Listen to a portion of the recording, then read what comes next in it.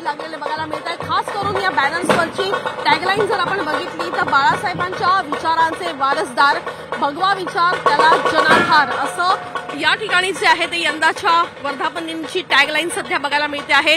वाघाने वाघासारखं वागावं, भगवं आहे रक्त गर्वानं सांगावं, अशी टॅगलाईन देखील या ठिकाणी जी आहे ती बघायला मिळते आहे। आणि एकूणच जर बघितलं तर मोठ्या प्रमाणात जयतयारी या ठिकाणी जी आहे ती सध्या एकनाथ शिंदे यांच्या शिवसेनेकडून सध्या करण्यात आलेली आहे आणि मोठ्या प्रमाणात पदाधिकारी नेते सध्या उपस्थित बघायला मिळत आहेत।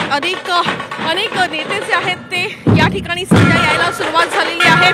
साधारण 6 नंतर हा कार्यक्रम चालू होणार आहे, पण तत्पूर्वी जर आपण बघितलं तर या ठिकाणी ढोल पथक आपण बघतोय की या ठिकाणी ढोल पथक तैनात सध्या बघायला मिळत आहे आणि अगदी पारंपरिक पद्धतीनं खरं तर हा वर्धापन दिन करण्याचा या ठिकाणी जो आहे तो प्रयत्न बघायला मिळतो आहे।